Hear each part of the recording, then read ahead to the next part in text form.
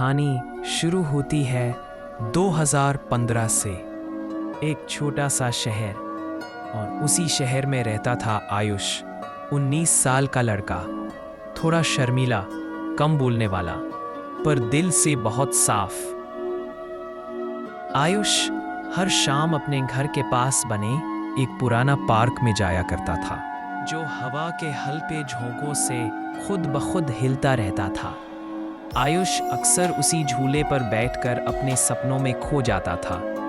एक दिन जैसे ही वह झूले पर बैठा, उसने देखा कि सामने वाली बेंच पर कोई लड़की बैठी है, सर नीचे, हाथों में एक कॉपी और आंखों में हल्की सी उदासी। उसका नाम था रिया। आयुष ने पहली बार उसे देखा और पता नहीं क्यों उसके मन में एक अजीब सी शांति उतर गई। वह बिना कुछ कहे रोज उसी समय पार्क आता और रिया को वहीं बैठा पाता। धीरे धीरे आदत बन गई, एक दूसरे को चुपचाप देखना, फिर मुस्कुराना, शब्दों से ज्यादा बातें आंखें करने लगी। पहली बात, एक दिन आयुष ने हिम्मत करके कहा, तुम रोज यहाँ बैठती हो, कोई खास वजह? रिया हल्का सा मुस्कुराई। हाँ, मैं यहाँ आती हूँ क्योंकि यहाँ का झूला मुझे मेरे बचपन की याद दिलाता है। आयुष बोला, और मुझे तुम्हें। रिया हंस पड़ी। उसी दिन दोनों की पहली असली बात शुरू हुई। दोस्ती बनी। धीरे धीरे दोनों हर शाम मिलने लगे। कभी झूले पर बैठकर बातें, कभी पार्क में घूमना। कभी रिया अपनी कॉपी में लिखी कविताएं आयुष को सुनाती। दोनों को एक दूसरे की आदत पड़ने लगी थी, और आदतें प्यार का सबसे पहला कदम होती है। फेसबुक वाली रात, एक रात आयुष को अचानक रिया की याद आई। उसने सोचा, फेसबुक पर सर्च करता हूँ, लेकिन नाम जैसे कई थे। उसने अंदाजे से एक प्रोफाइल खोली, डीपी नहीं, कुछ भी क्लियर नहीं। फिर भी उसने रिक्वेस्ट भेज दी। अगले दिन रिया ने रिक्वेस्ट स्वीकार कर ली। आयुष हैरान भी, खुश भी।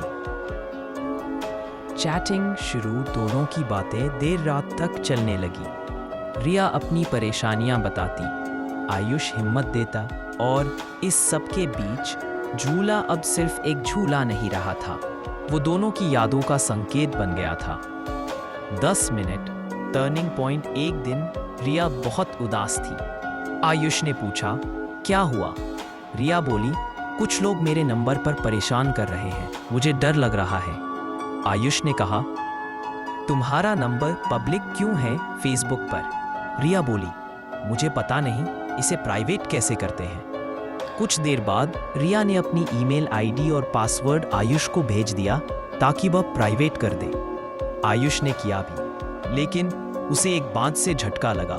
रिया की डीपी कहीं नहीं दिख रही थी, और जब उसने व्हाट्सएप पर देखा तो रिया की फोटो पार्क वाली लड़की से बिल्कुल अलग थी।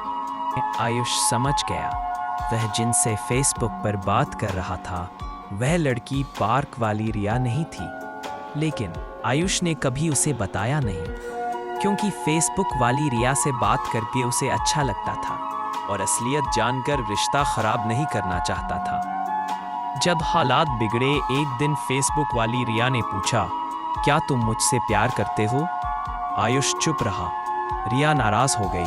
पूरे दिन मैसेज और कॉल करती रही, लेकिन आयुष ने गुस्से में मोबाइल स्विच ऑफ कर दिया। उस रात आयुष ने अपनी ही कलाई पर रिया का नाम चुभो दिया, और बहुत खून बह गया। अस्पताल वाला दिन जब आंख खुली, आयुष हॉस्पिटल में था। डॉक्टर ने कहा, नस बच गई, वरना हालत बहुत खराब हो सकती थी। घर वाले रो रहे थे, लेकिन आयुष सिर्फ रिया के बारे में सोच रहा था।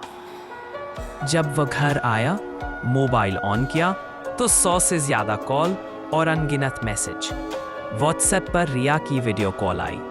वो बहुत ज्यादा रो रही थी, कह रही थी, क्यों किया तुमने ऐसा? क्या ये मजाक है तुम्हारे लिए? तुम्हें पता भी है मेरे साथ क्या गुजरी? वह रोते रोते चिल्लाई, तुम भी मेरा नाम अपने हाथ पर लिखे हो ना, तो मैं भी लिखूंगी। रिया ने अपने हाथ पर सुई चुभोनी शुरू कर दी। आयुष चीखता रहा, मत करो, प्लीज रुक जाओ। लेकिन उसने कॉल काट दी और फोन स्विच ऑफ। एक महीना खामोशी। पूरे 1 महीने तक रिया का फोन बंद रहा। आयुष रोज कॉल करता, लेकिन हर बार स्विच्ड ऑफ। आयुष उसी फीलिंग से गुजर रहा था जिससे रिया गुजरी थी। दोनों के बीच प्यार के झूले में डर भी था और उम्मीद भी। एक रात 2 बजे आयुष के मोबाइल की घंटी बजी। स्क्रीन पर नाम चमका, रिया कॉलिंग। आयुष की सांसें तेज हो गई, आंखें भर आईं, मानो 1 महीना रोके हुए एहसास अचानक बह निकले हों। क्या हुआ आगे? आयुष ने कॉल उठाई, दूसरी तरफ धीमी सी रुलाई। आयुष, तुम ठीक हो? उस एक सवाल ने आयुष का पूरा दिल पिघला दिया। यहाँ पर पहला पार्ट खत्म होता है। आगे क्या होता है देखने के लिए दूसरा पार्ट के लिए इंतज़ार करो। लाइक और सब्सक्राइब जरूर की कर दीजिए।